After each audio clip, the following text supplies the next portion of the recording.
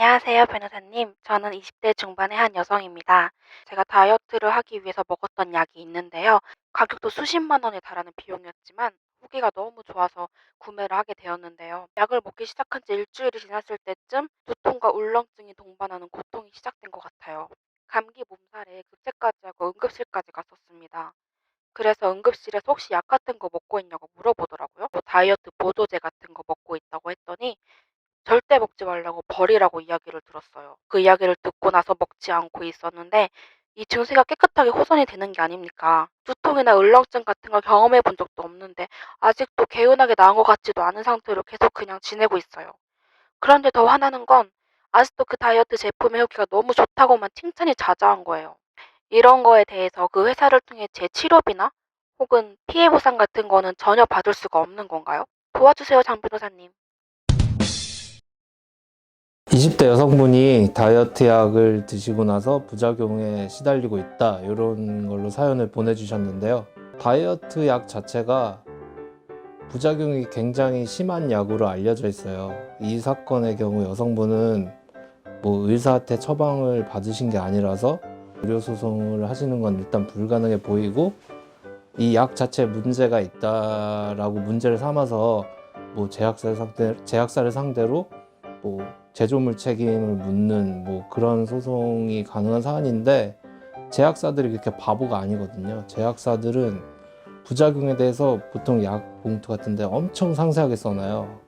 근데 더군다나 다이어트 약은 부작용이 원래 심한 걸로 알려져 있어서 그 부작용에 대해서 상세하게 적혀 있을 가능성이 높아요. 저희 뭐 바르는 후시딘도 뭐 잘못 바르면 뭐 구토가 난다 이렇게 써 있어요. 근데 그게 일어날 리가 없는데, 원래 제약사들이 그렇게 똑똑해요. 뭐 되게 아주 간단한 약인데 이거 먹으면 잘못하면 뭐 오한, 발열, 구토, 뭐 심지어 사망 이렇게 써 있어요. 그렇기 때문에 제약사들이 자기네들이 빠져나가기 위해서 뭐 엄청 뭐 많이 써놓거든요. 뭐 제약사의 책임을 묻기는 아마 어려울 가능성이 굉장히 높아요.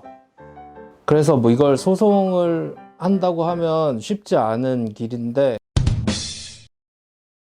우리나라에 이제 식약처 홈페이지에 들어가면 이제 의약품 부작용 피해 구제 제도라는 게 있어요. 그래서 뭐 내가 약을 잘못 먹어서 부작용이 생겼다 하면은 구제 신청하는 뭐 그런 뭐 제도가 있어요. 이거는 뭐냐면 소송이 어려우니까 좀 나라에서 어떻게 쉽게 구제책을 마련해 주고자 만든 뭐 대책 같은 건데, 요걸 뭐 이용해 보시면 될 수도 있는데, 제가 봤을 때는 뭐 제약사들이 워낙 똑똑하기 때문에 뭐 통상적인 부작용이다 뭐 이렇게 해서 피해 보상 받기는 쉽지 않아 보여요.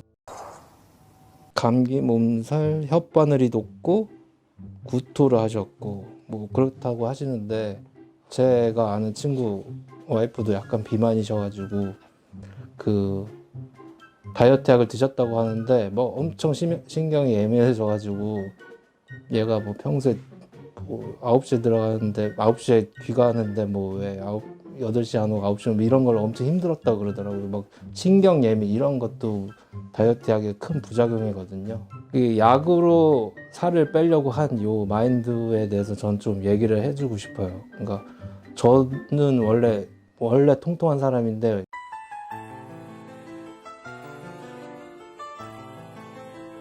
제가 공부하는 시절에 제가 95kg 이렇게 살이 쪘었어요. 그러고 나서 이제 공부 끝나고 이제 뭐 수습이다 하면서 변호사로 처음 일을 했을 때 살이 엄청 찐 상태였는데, 의뢰인 중에 제 이름을 모르시는 분이 저를 그 뚱뚱한 변호사님이라고 칭한 적이 있어요. 제가 그 말에 약간 충격을 받고 살을 뺀 적이 있는데, 살을 빼려면 일단 안 먹어야 돼요. 안 먹고 생각보다 많이 움직여야 돼요. 그러니까 이게 되게 뚱뚱하다 그러면 걷는 운동 말고 뛰셔야 돼.